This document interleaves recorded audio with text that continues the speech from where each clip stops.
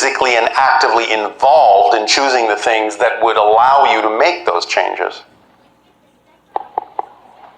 Hi, Bashar. And you, good day. So my question is about the ascension, and if you can explain how that works. Ascension is simply the raising of your frequency, that's all. And experiencing the reality that is commensurate with that. And by acting on your highest excitement to the best of your ability with no insistence on a particular outcome, you will allow yourself to expand and, quote, continue to ascend, unquote. Does that make sense? It's that simple. The idea, of course, is that many people in your mass consensus are now deciding to do that all at once. Therefore, it looks like a mass movement, that there are now discussions of consciousness, explorations of spirit. Now that that is common in your language on your planet for many people, more than it was before, you are experiencing the idea of the momentum of a large segment of the collective consciousness deciding that it's the transformational time to do this. So, Therefore, that is being called the ascension.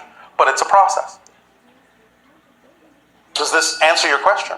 a little bit. All right. What parts seem to be missing? I was wondering, like, am I going to be in a different density, or am I going to stay in my house and things will just change around me? Am I in a different reality? Sometimes you will not necessarily be able to tell that you're in a different density. Sometimes you will. Let me give you an example. We have given this example before.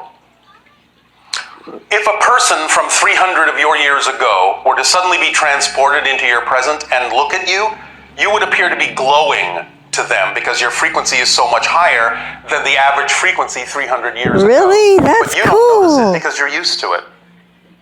You understand? That's cool. Yes. So when you are in the process of transforming into fourth density, as you are right now, you may do it so gradually that you won't necessarily notice certain things changing, but you will notice other things changing that are relevant. But of course, remember, that means you've shifted to another version of Earth that is already representative of the changes you've made within yourself. You never changed the world you're on. Okay. So, if there is another version of the house that is more representative of the fourth density version of you, that's where you will wind up.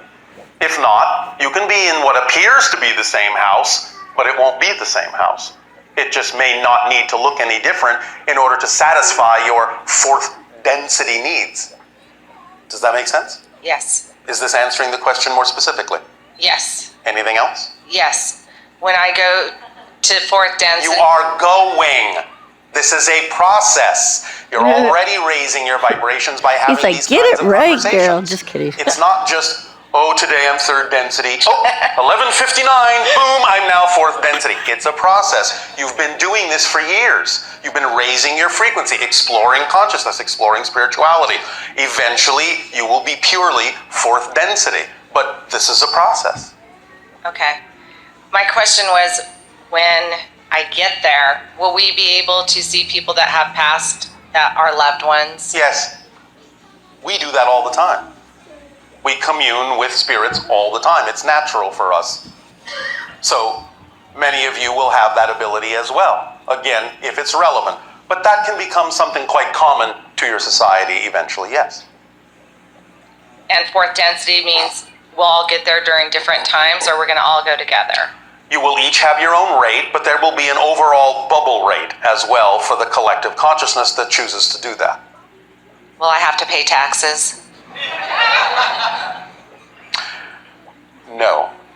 That's it. I'll leave on that positive note. How about that, everybody?